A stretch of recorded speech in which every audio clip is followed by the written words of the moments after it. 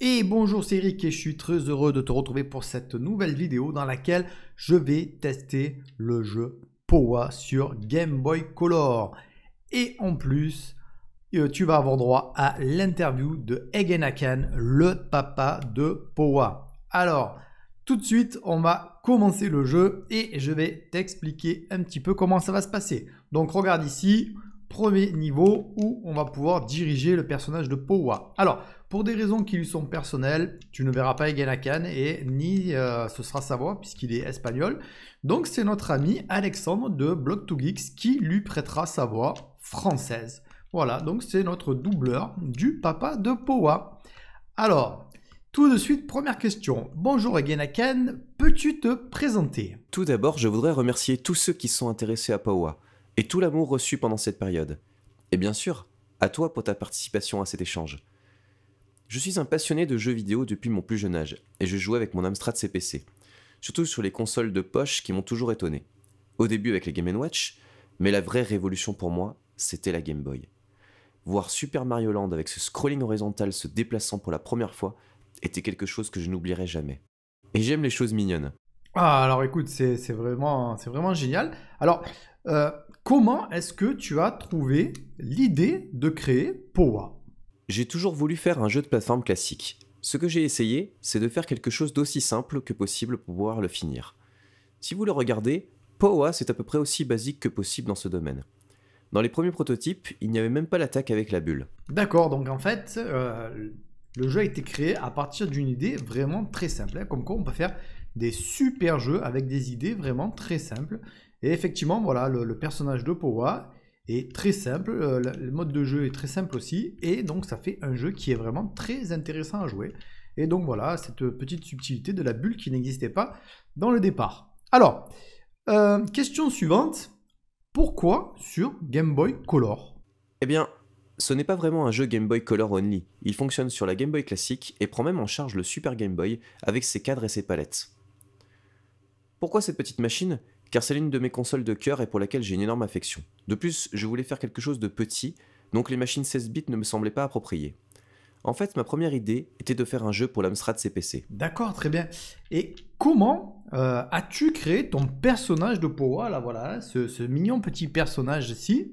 Voilà, comment as-tu créé ton personnage? Je voulais un personnage simple, facile à dessiner et mignon. Si tu regardes la couverture anglaise du jeu, tu verras qu'elle a un style similaire à celle que Kirby avait en Europe et aux USA. En fait, Kirby est l'un de mes jeux favoris sur Game Boy. Pour être honnête, et même si ça paraît bête, au départ je voulais une sorte de Greffusito, la mascotte de Greffusa, une marque de noix espagnole. D'accord, donc encore une fois, parti sur une idée assez simple hein, pour développer le personnage de Powa. Alors attention, quand je dis idée très simple, ça ne veut pas dire idée simpliste, bien évidemment. Alors, comment as-tu programmé ce jeu Game Boy? Le jeu est réalisé avec ZGB. Je ne connaissais pas grand chose à la programmation Game Boy, mais j'avais déjà fait quelques tests avec GBDK. ZGB en est une extension qui aide beaucoup, donc c'était à mon goût le chemin le plus logique. Je tiens à remercier Zalzero, son créateur, pour son aide. Sans lui, ce jeu n'existerait pas. D'accord, donc pour expliquer simplement, GBDK, c'est le programme qui sert à développer, hein, à taper et à développer les jeux sur Game Boy et sur Game Boy Color. Et pour t'expliquer aussi facilement, assez simplement, ZGB, ce serait un add-on, une petite extension voilà, qu'on va rajouter à GBDK et qui va prévoir déjà des librairies pour simplifier la programmation sur GBDK. D'ailleurs, dis-moi si ça t'intéresse dans les commentaires pour que je fasse une vidéo sur ZGB. Voilà, comme ça on pourrait le découvrir. J'ai passé qu'un petit moment à le découvrir, mais j'ai pas encore trop creusé. Voilà, dis-moi si ça t'intéresse. Alors revenons à notre interview donc du papa de Powa. Est-ce que c'est ton premier jeu? Oui, c'est mon premier jeu complet. Jusqu'à là, je n'avais fait que des tests, des démos et des petits essais pour différents systèmes, du PC à la DS, mais qui n'ont jamais vu le jour. Très bien. Alors, est-ce que tu as fait d'autres jeux Game Boy ou est-ce que tu as en projet de faire d'autres jeux Game Boy? J'espère qu'il y en aura. J'ai quelques projets commencés, mais ils sont toujours en cours. En ce moment, j'ai aussi un peu moins de temps que je ne le souhaiterais, ce qui rend malheureusement les choses un peu plus difficiles.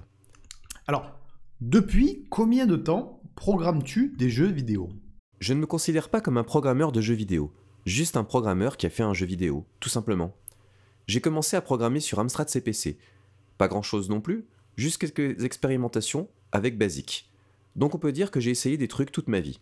Alors, est-ce que tu peux nous décrire la programmation de Powa, c'est-à-dire nous parler un petit peu du gameplay, des combats contre les boss, voilà, etc., etc. Je voulais développer un jeu qui transmette un sentiment de voyage. Je me suis donc concentré pour donner une certaine logique à ce qu'il se passe, même si c'est une logique de jeu vidéo, et j'ai essayé de raconter une petite histoire, sans dialogue pendant le jeu. Le gameplay est assez simple, mais le jeu lui-même est difficile comme les anciens jeux vidéo. Quant aux boss, j'ai essayé de rendre les combats un peu originaux. Je pense que certains d'entre eux se sont avérés meilleurs que d'autres, mais je suis fier d'eux, comme par exemple Olagar, la pieuvre. Bien que cela n'ait rien à voir avec le gameplay, je voudrais souligner la musique de Sergio. Dans les premières versions, les musiques étaient des placeholders de ces musiques. Puis le rêve est devenu réalité, et avoir de si belles compositions originales sur ce jeu est un véritable plus. Alors, qu'est-ce qui a été le plus difficile dans la programmation de Powa? Le plus dur a été d'apprendre à vivre dans le monde de 8 bits. Il y a beaucoup de limitations auxquelles je n'étais pas habitué. En plus de cela, j'ai dû en apprendre un peu plus sur le langage machine afin de pouvoir exécuter certaines fonctions et astuces qui à l'époque n'étaient pas aussi faciles d'accès qu'aujourd'hui. L'évolution de GBDK ces dernières années a été phénoménale. Alors, est-ce que tu peux nous en dire plus sur cette magnifique pièce? Je ne sais pas si on la voit bien à la caméra, mais elle est vraiment magnifique. C'est l'éditeur qui a décidé d'inclure la pièce. La conception des pièces a été réalisée par Ivan Miguel, qui a fait un excellent travail, comme toujours, en les fabriquant. Comme je m'attendais, l'édition classique est la plus demandée. C'est là que Powa apparaît, avec la pièce d'argent. Dans les autres versions, or et bronze, d'autres personnages apparaissent, comme Elda. Alors la dernière question qui brûle les lèvres de tout le monde. Quel est le vrai nom du personnage dans Powa? Je pense qu'on ne le saura jamais. Eh bien, écoute, merci beaucoup pour cette interview.